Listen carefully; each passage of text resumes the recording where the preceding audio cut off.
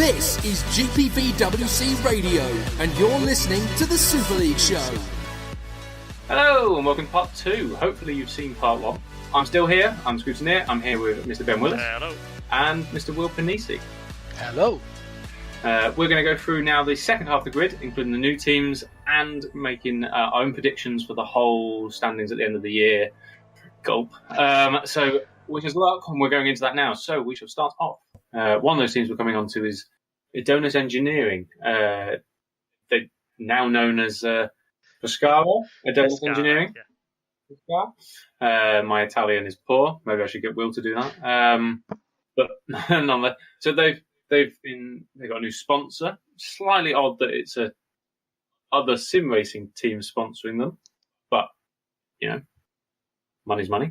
And then because of that, they've got a different lineup. Really, they've got full Italian on us. So when Dutch and Italians make things, is that a good thing? No, we'll find out. But lots of coffee and something else at that team. And then, but they've also got themselves a new engine. So they finally got the engine manufacturer slot that they wanted for about, I think they applied for about 3 seasons, didn't they, Will?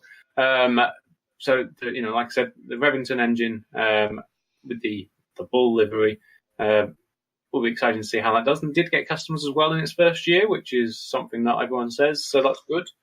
Menno working his magic on his friends there. But they have brought the drivers they did bring out. We alluded to them being Italian. They brought back Eros Musculi. Now, arguably, I don't think I'd ever. If you'd asked me that a year ago, I don't think we'd have ever seen him in the league again. So fantastic that he has returned. Quality driver. Nearly a title winner. Let's call it that. Returning whilst we also add, a friend of his, Zappala, in which I'm not overly aware of, if I'm completely honest. I haven't done my homework on this one. I can only apologise. But I'm told from sources slightly that we should be looking for this guy as well. Probably not apparently to Musculi's pace completely, but, going to be a good solid second driver picking up points from what I'm hearing. So as a lineup, they obviously get along. They obviously work really well together. So it could be exciting. Is it Adonis, though, is a question mark. Not too sure. Bit of a shade of, last year maybe. But the team itself, really, that lineup and the way they've sort of set themselves up and their own engine should be able to propel themselves up the grid from where they... Can they get back to where they were in 2016? We'll see. But they really should be able to propel themselves up the grid a bit, I think. Yeah, I agree. I think this is a really solid pairing, actually. It's really great to see Eros Musculi come back. Obviously, really strong season for him in 2016. Germano Zappala has, a good track record elsewhere at other leagues as well. So as long as the pairing goes well, and as long as they get the engine research right, obviously this is new for that's going to be quite an important factor to making sure that the car is quick this year. If they can nail that, if the drivers work well together, and again, we keep saying for every team, it's going to be very hard to score points this year. I think with the quality of talent on the field, but if they can do that, they're heading back up the table. I think they're outright title challenger. It's bold statement, but we know Eros Musculi, quick he can be, and he's in a team he knows because he's been there before, and the fact that Pescara are throwing the weight behind the team is only a positive for him. I personally don't know Germano Zappala. I haven't followed him, but I hear good things about him. And most importantly, if he's part of the same group that Musculi comes from, that means they're already used to working together. There's a synergy between them, and that can help them in setup making, in getting the best out of the car. I think, Menno knows development. He's one of the most knowledgeable managers out there. And so I have no doubt that they will have a good car for somebody like Eros to challenge for wins straight away from Melbourne on. The only potential downfall for this team will be the engine. It's the first time they do it. I'm not claiming that Menno will not get it right. If there's somebody who can get it right the first time, it's probably him. But it's more complex than he actually looks. And it's because of the way the engine development works, it can be very, very difficult to get back lost time if you get it wrong, especially at the beginning of the season. So that may provide a distraction for Menno, and they may provide some problems.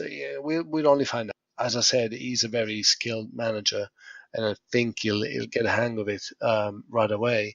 I'm sure he's got the drivers that even with a slightly underpowered car would be able to drag it where perhaps it doesn't belong. So I'll be very interested. I'd be very, very surprised if they weren't fighting consistent. I think that's a glowing endorsement of that team, isn't it, from us all, really, though? That's what you call an off-season, I think. Donors there. Well done, lads. Somebody else who's had an interesting off-season, should we say, is Madcape, the South African team. Not really set the world alight since they've joined the Super League. They've been there. Their third season this is now for them. Really didn't. It's sort of a tale of two seasons than last year. First half of the year they will want to forget about completely. But come the last, third of the season, came alive and got themselves off the bottom of the championship and actually overtook a few teams. Great. They've managed to keep that strong lineup at the end there. So they've brought over people that drove last year. So we had Jerome Quakel and Daniel Brewer. Didn't really drive together very much last year. They actually were sort of swapping car. This time driving together, and that knowledge that brings.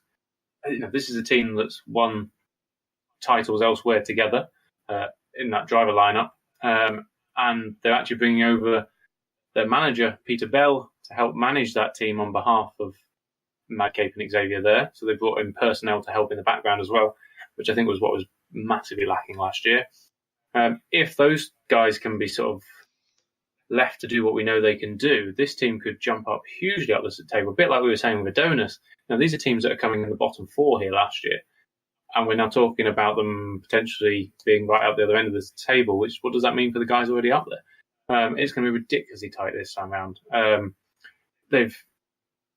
Interestingly, they've gone for the Quasar engine, so they're the only ones to have gone with that. So that's Edge as well. So that's makes them slightly different to most others on the grid, which can be a good thing or a bad thing, depending on how Edge work with that. Can give them an advantage over the rest of the field potentially, or put them slightly behind. So it's going to be interesting to factor in that. But driver skill alone for these two guys, unquestionable. On whatever sim really, but considering this is back on R2 where they have won titles, one to watch for me. This totally agree. And if what you say about the personal change in the background is true as well, then I think that's this is a really strong driver pairing. If they can again, get everything right on track, get the car development right, I think this could be a team that's really actually challenging up the front, really. And I think this is a crucial year for Madcape as well. They've had two. I think we've expected quite a lot of them, given their experience elsewhere, and they haven't really performed. They've really got to hit the ground running this year, and with the driver lineup.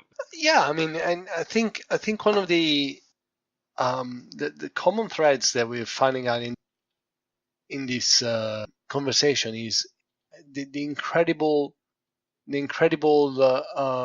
level of the drivers that we're seeing here.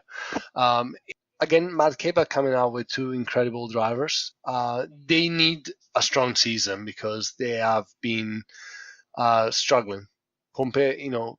Considering the potentials they have, we all wish them well.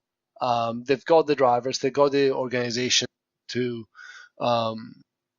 get better, but whether there will be enough when everybody else is fielding these great lineups and is going on strengthening the teams, that will remain to be seen. They definitely need for the future to step it up. I think the only question mark we've had about Madcape so far, preseason, they have missed cars on preseason tests. Good point. Yeah, doesn't really. We've just picked them up and gone, they can look really good. Actually, already potentially slightly mismanaged. So we'll move past that. But it's not end of the world at this stage. But if it's a common thread, could become a problem. It just starts questioning about the management side at the moment, maybe in that transfer stage. So they've missed a few R&D points at the moment. Not being a new team is not going to hurt them too much yet, but at some point will. So another team that we had high hopes for, I suppose, but really will be quite disappointed with their season last year is Mazurek. A very quiet season compared to their Super Cup season the year before, where they kept the unchanged team. They had 2 great drivers. They have kept that team again, so Dino Paolini and Whitby Helpshire. They just didn't get it going last year. There was, the car itself was reasonable enough. There wasn't particularly huge problems with what they did. They weren't dialed in with it, or something didn't quite go right compared to the Super Cup year. I do worry about them slightly. The drivers themselves do have good quality if they like the mod, but it worries me that they couldn't quite get there in 18 rounds last year. So you'd go, well, something needs to change. They kept the same lineup, so hopefully something's changed in the background, because on paper it looks like not a lot's changed. Why would they then expect much different to the year before, particularly as a lot of other teams have picked, on paper, look like they picked up the pace and picked up the mantle and want to move forwards. I question whether Mazurek want to. That said, it's more of a sort of little small family team, as it were. These guys know each other really well. So if they're just in it for some fun and see how they do, then that's great as well. They are probably more of a Williams-esque team in that manner. They're not paid for drivers though. That's about the only thing. But yeah, I do worry if Mazurek's quite a bit, to be fair, this year. I think the key, a good base test with that recent, I think good strides forward. But if they don't like the car physics, then we'll start talking a bit of a. It is. I mean, I think one of the issues last year was that compared to the other debutants, they obviously suffered in comparison because the others, Epic, Evolution, had such incredible years. Yes.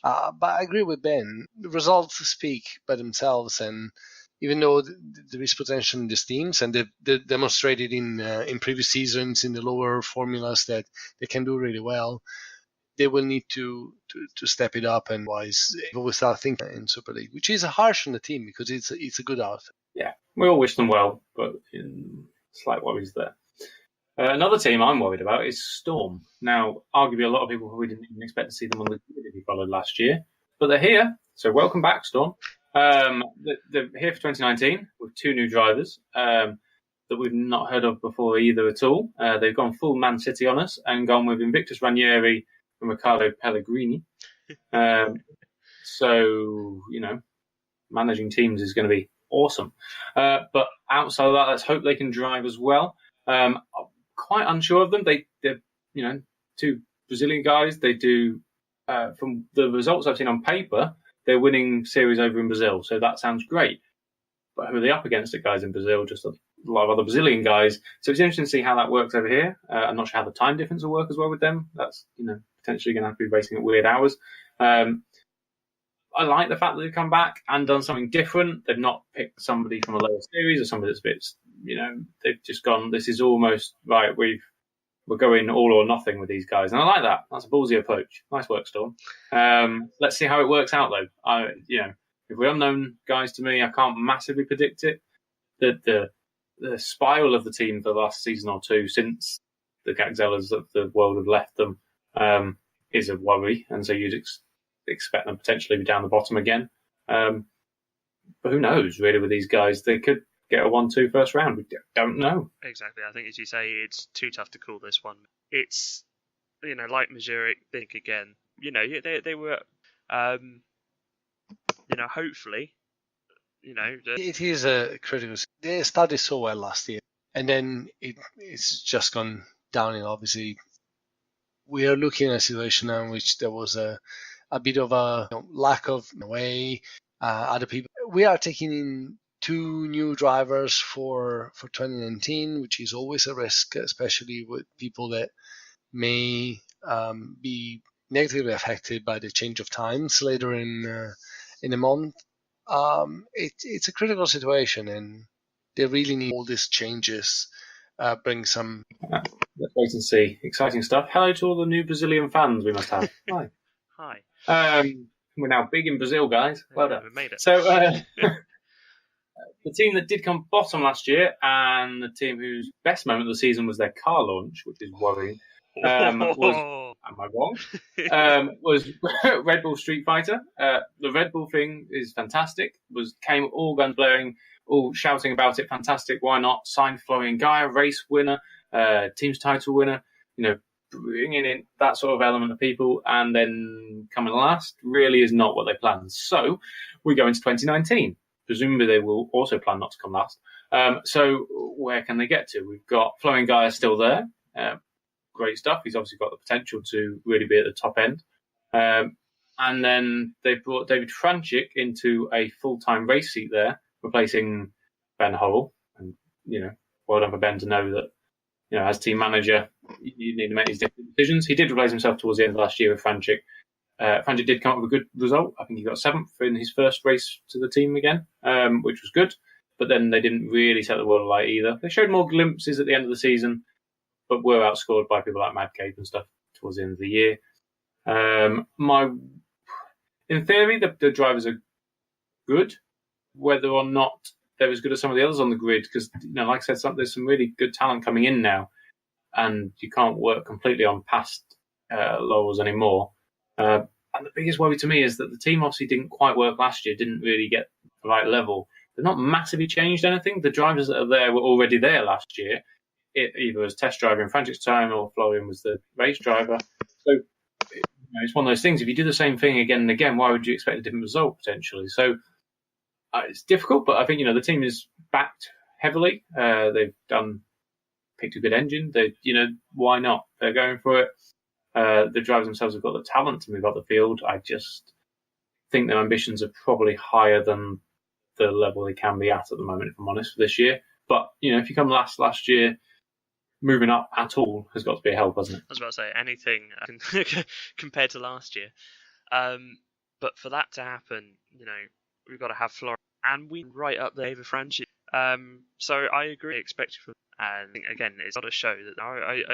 I see the lack of change. There's a few doubts. Well, the definition of madness is to do the same thing over and over, and different results. Yeah. Okay. We're not wishing this on Street Fighter, but it feels that sometimes they're just trying the same formula that clearly hasn't worked until now. They've got some incredibly talented drivers. I've worked with Florian for so many years, and he's a genuinely quick driver. David Franchik as well has shown that he's got the talent. So there's something else in the team that is not necessarily working. They need to address this, because with the investment they had, with the hype they came in, they're struggling, and they were one of the biggest disappointments of. One factor we have learned as well is that unfortunately David Franchik is a little unwell at the moment, so we wish him all the best, and we'll probably miss at least round 1, if not round 2 as well. And they have got a replacement for that, but we don't know who that is yet. So you might know by the time this is out, but we currently don't know. There's a whole load of factors with that, particularly when it's always a replacement at the start of the year. If they do really well, does Franchik take the seat back? Does he not? There's a whole load of things going in that. We'll wait and see. Hopefully more will come out within the next week. But we wish Red Bull Street Fighter better than last year. Then we come on to the new teams. So 3 new teams, varying levels of experience, but they're all quite experienced this year. Actually, we haven't got any sort of huge surprises. Scuderia Brasilia. Let's move on to them first. Let's be honest, absolutely dominated Super Cup last year. Record-breaking, was it 1,200 points? I'm not 1,200. I'm not even messing. It was like, I think the second place team could have doubled theirs and still not won the title. So there's a huge gap there. So it's about the drivers deserve to be in this league. They were obviously out, way above the Super Cup last year. And they've retained those drivers. So Super Cup champion Stefan Rowe and Maciej Majek also come through.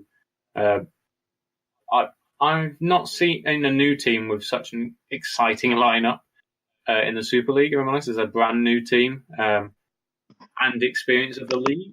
Like, it's not like we're drafting in 2 top-level drivers from elsewhere. These guys know this league as well and have done one-off drives in Super League. So it's run by David Junt, who arguably was the most reliable test driver, I think, over the past 5 years of any team. kind of all sort of sits together going, well, how good can they be? Really,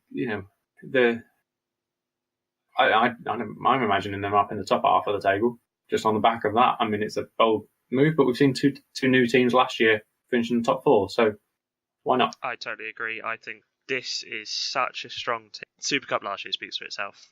Utter domination of all the other teams in terms of points, in terms of wins, in terms of podiums, in terms of fast laps, you name it, they dominated.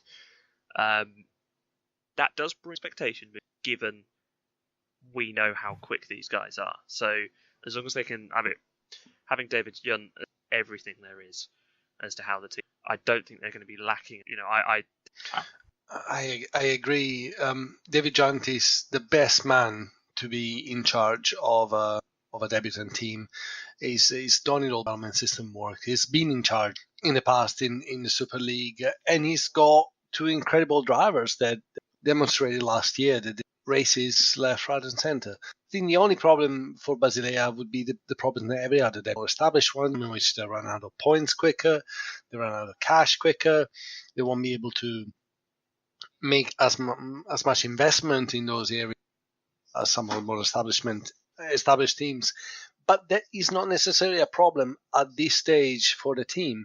They are not in to win the championship straight away. Nobody's expecting them to as a new team in Super League, and they can just concentrate on making inroads into the midfield. And if they manage to beat established teams and finish in the top half of the league, that's mission accomplished for me. And I would be very, very surprised if they achieved that.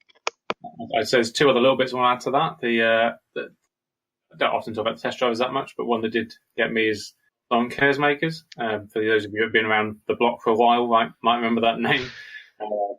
Race winning back on, was it R Factor 1 or even GP4 days back then? Well, I'm not quite sure what we were on. It was GP4. GP4? I mean, that's how long ago we're talking when this guy was around. Multiple races. Very experienced. In fact, got my team's very first win under VBM way back.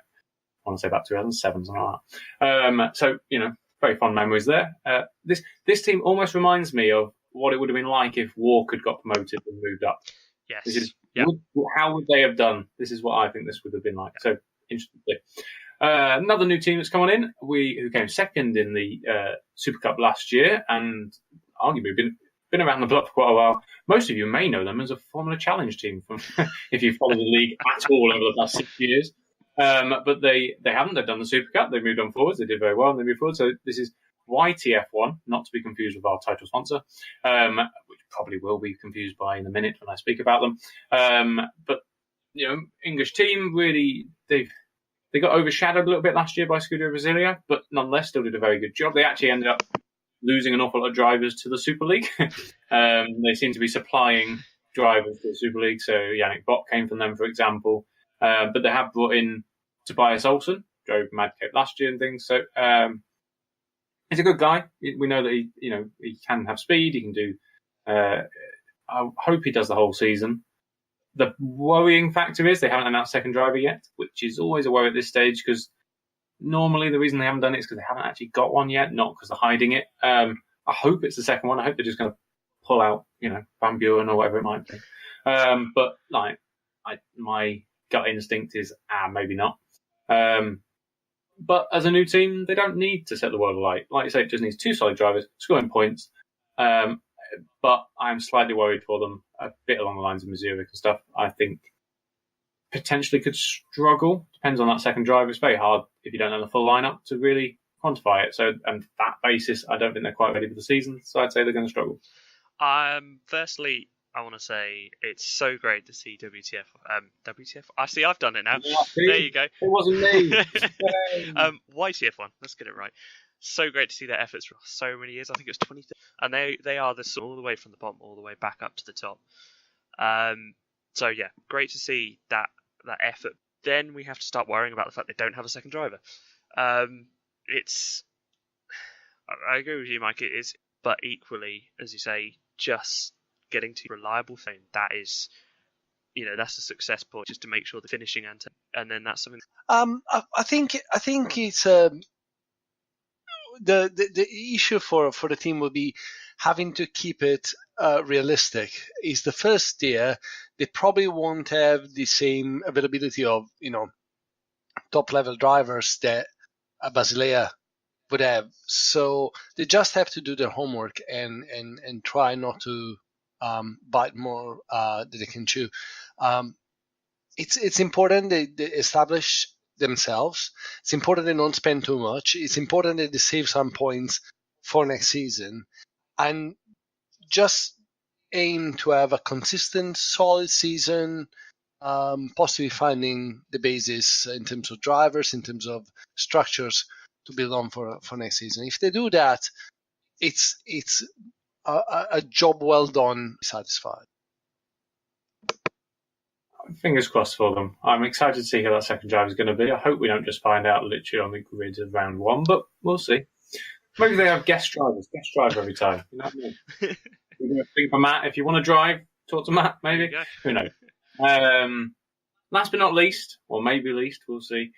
Green Stripes Racing have returned to the Super League. They have been in the Super League before. They dropped down at the end of 2017, did 2018 in the Super Cup, and have come back up again into Super League. So it kind of shows that ladder system does work.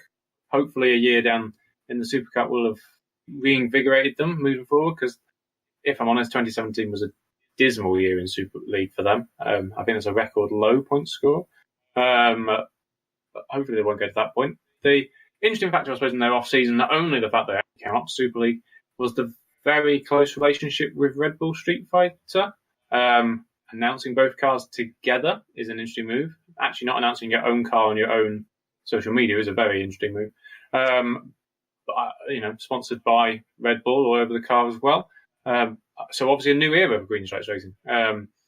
The driver lineup as well shows that link with Street Fighter as well with both their drivers. So Alex Cooper jumps in that seat, experienced driver from the now defunct Nordson. And the academy driver of George Sutton also jumps in, who drove at the start of the year for Mad Cape before being replaced. Let's leave it at that, full stop. So it's, can the German team really move back forwards? They were very good back in like the 2012 sort of era. That's so long ago now, and the league has changed so much. Red Bull backing, does that bring pressure as well? There's also the question mark of what happens if Green Stripes Racing starts beating Red Bull Street Fighter. How embarrassing is that? Or not. So I don't know what that cooperation is. As far as I'm aware, it's sponsorship. The fact they've got two drivers from their academy suggests slightly more, and the launch. But who am I to say? Oh no, that's right. I am to say this is a Street Fighter second team. So Green Stripes Racing, obviously with Red Bull all over it, but nonetheless, it doesn't mean they're not going to be any good. So we've got a very experienced driver in Cooper. Sutton, to me, is a big question mark. But somebody obviously sees something in his driving at that level. Maybe a year and a bit of time away and driving at lowest levels has improved him. And hopefully so. He was thrown in a bit at the deep end at the start of last year. So hopefully he can come forwards with that as well. With Cooper there as a sort of the old head of the team, as it were. As a new team, to get someone like Cooper in is a great coup, really. So kudos to them. I still think Green Stripes are going to struggle this year, but we'll see, I suppose. I agree. I think it is going to be quite a tough year for Green Stripes. They've certainly have made no secret collaborating pretty closely. Just looking at them, that comes with the positive is a platform up to the top team.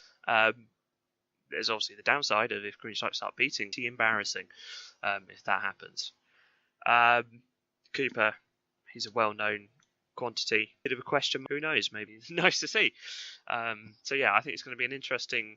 I think a big key of that would we've seen all he can produce in the past. He's obviously a race winner.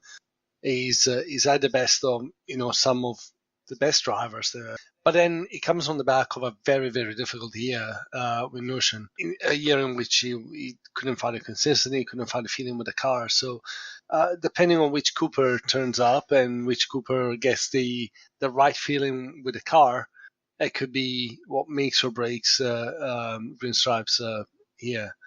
George Sutton obviously is a very young driver. He hasn't got a lot of experience at this level, so there will be a lot asked of Alex, and the teams will depend a lot. They'll need to be sensible with the choices, especially development. We know in the past they've been a bit inconsistent with that, but they've got experience. They know that they've paid price for mistakes in the past. Be better. On that sort of thing about being a new team and such, Cooper is an expensive asset to have into that team. It's one of the most expensive drivers on the grid, actually, when you start looking at his salary. So, it's a bold choice, and hopefully it pays off. That is your 15 teams.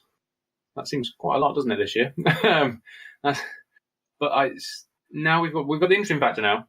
So I don't know why we did this to ourselves, to be fair. I blame the overcut in that we decided that we would try and predict the championship standings, mainly because Liam Ben did it, and we want to see if we can do better than them.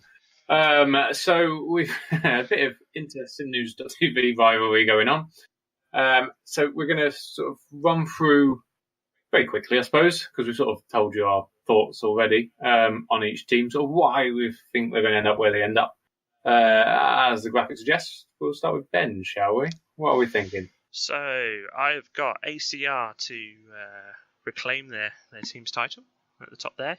Closely challenged.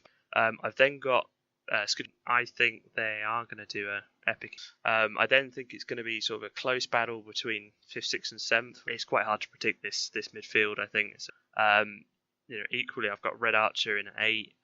Adonis are both drivers. If they do, then they'll probably be high. If they don't, then Flag to Flag, Mazurek, and then Street Fighter again.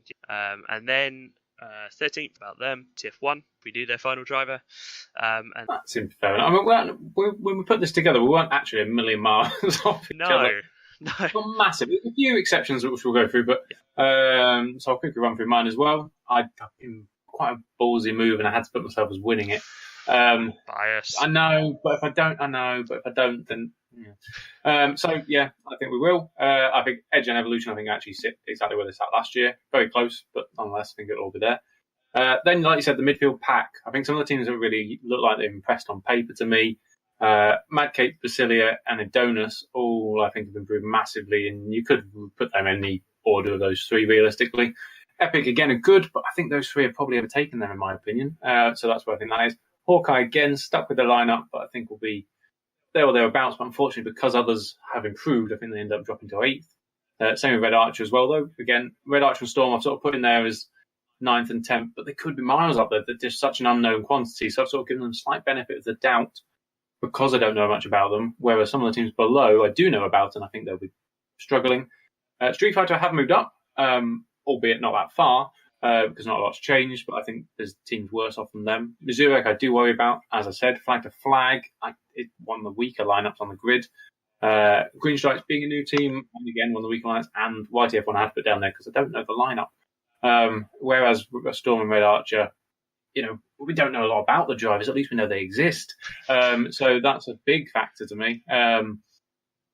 But yeah, I think as a whole, like you said, I think it's sort of split into a few groups. I think there's the top few, a massive middle portion of teams that could end up anywhere from 4th all the way down to about 10th or 11th. And then probably the bottom few that are going to struggle. It's kind of where we're looking at it. Will, anything different you want to add? For me, the midfield will be the biggest was the biggest difficulty in trying to predict, because I think it's going to be a massive scrap as well. But I give it a good shot. At the top, obviously, I still put ACR. I think it'll be close. I think they'll be very hard pushed. I mean, they were close last year. I think it'll be even closer this year. I put Edge second, but in all honesty, those teams could easily be swapped around, and I wouldn't be overly surprised. I still think that ACR have got two incredibly talented drivers, and if they find the way to make them work together and not try to compete against each other and take points off each other, I think they would have the edge over edge. Sorry, the pun not intended. Oh, you've been saving that for the show, haven't you? I've put Adonis in third. I'm as I said earlier, I think that they've got an incredible lineup, and if they get the engine right, they should be in contention for the title. Maybe not this season directly, but definitely they'll be there or thereabout. Evolution in fourth. I think they're a strong team. They were a strong team in the debut season, and they will be a strong team. Experience and the backing that the second season brings. Basile in fifth as well for me. I think the lineup is incredible.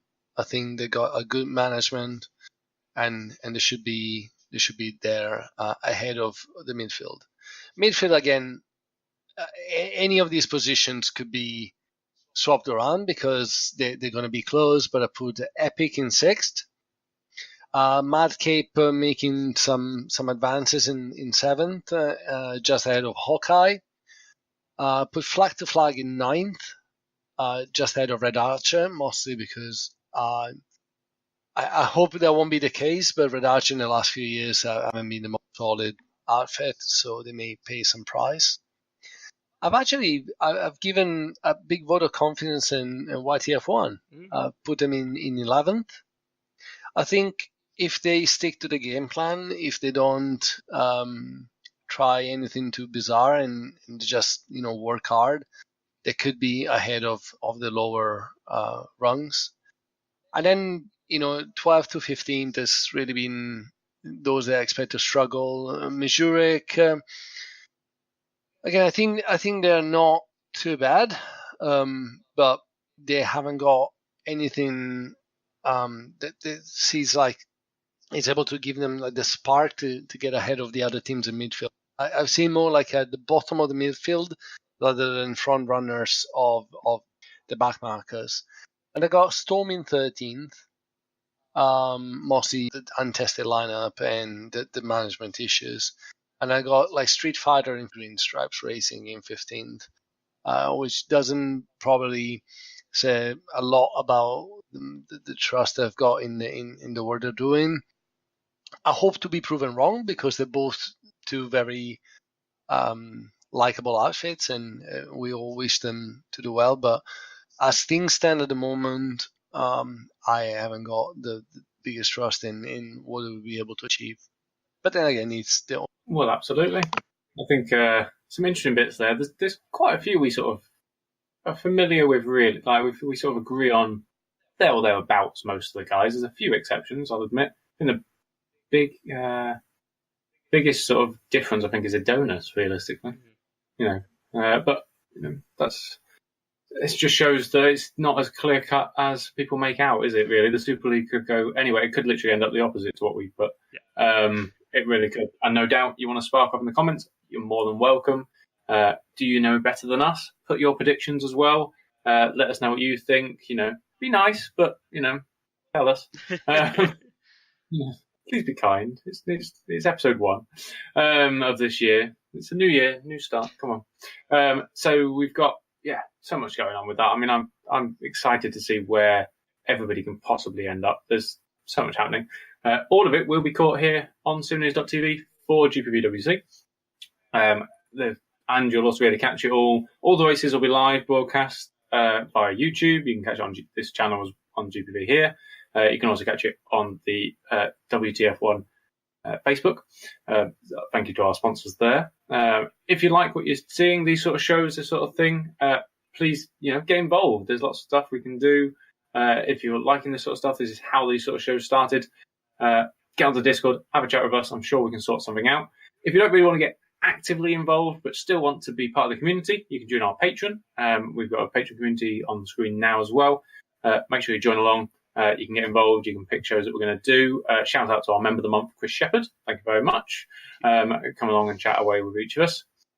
If you have a webcam and you would like to be involved, Will, of webcam, then please do get in touch. We are having guest people jumping on this show throughout the season. So, if if you're in any way knowledgeable or even just opinionated, we might want to have you on.